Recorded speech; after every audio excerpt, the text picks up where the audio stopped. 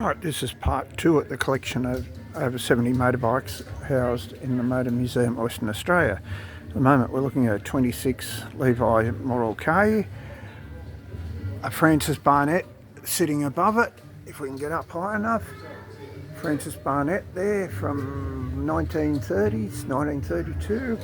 Much later coming down the line, BMW R65. Onto a Norton Dominator Model 7 from the 50s, 1950 to be precise. Above it is something of special interest, and that's a Liberty. Now, some of us will be familiar with Liberty that was made in South Australia. This is much, much earlier, in 1914, they think, Liberty. A few parts missing.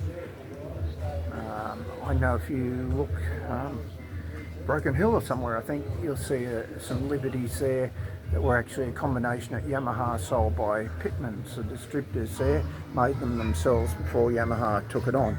Norton 500 T from memory, 49 500 T there, 69 Grease 380 Scrambler in a lovely metallic red. Above that, a Puke, some people call them a Puck. 1956 European, and something that else is very different is a Salisbury Model T5 scooter from the 1950s. Now, I pity it's so high, never really popular, and ended up being sold in kit form. Very hard to get there too high up. Something that's more familiar is the Bultaco Matrala, their road-going bike. Probably better known for their off-road bikes, Bultaco, their scramblers, things like that. 1977 Silver Jubilee T140J, two versions that these made, the British version for the Silver Jubilee, and also there was the US made one.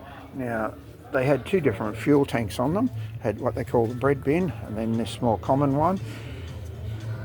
If it's a genuine one, it will have the striping on the tank there, will have the red piping around the seat, a few other little features. I'd have to go back and remember what they are.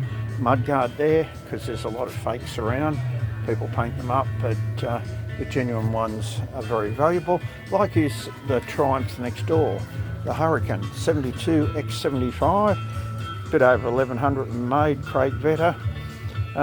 Never proved to be really popular. The main feature is the pipes there, three pipes coming out, which made too much noise for the US regulations.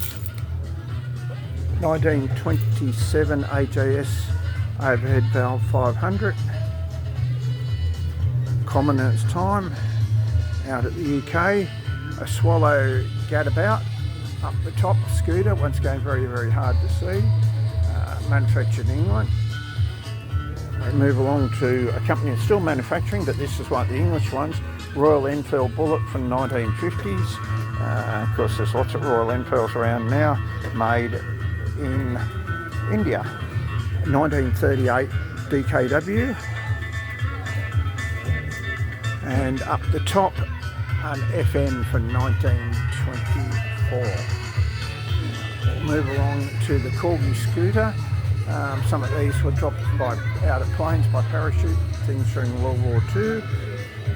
Norton Model 20 from the 1930s, and an NSU Supermax from 1959 there. One stage, NSU were the largest manufacturer of bikes in the world. They also held a world record at one time of 200 miles per hour at Bonneville Salt Flats in Utah. And if you look back my clips, you'll see last year we were at Bonneville, and we did some fast laps over there. So you might like to go back and have a look through those. A Kettler City Hopper. Must admit, never seen one, 1980s.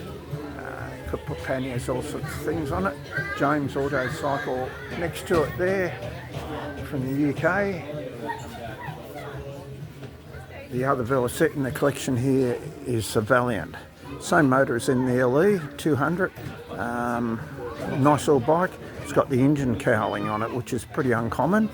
And also a range of accessories that came from them. Horizontally opposed, shaft drive. Really made to a very, very high standard. Ivory Colethorpe down here from 1935, it tells us. Restored beautifully, gets its name from the paintwork on it. And Indian Chief here, up towards 1200 cc's. I think you're in cubic inches, 1210 conversion there. Lovely Indian, Douglas FW 500 here. Notice the opposed, but not horizontally opposed, but not across the frame like BMWs and things like that. And then up the top, something that I'd love to show you more of, but once again it's up too high, and that is a 1925 Dot Bradshaw. So that's the dot up the top there. Very hard to get a good description of it, good look at it, but certainly one of the more unusual bikes around. Once again, our England, and Dot, some people say, stood for devoid of trouble, but we also hear things about trying saints and all those type of things, so take it with a grain of salt, but that's a lovely Dot there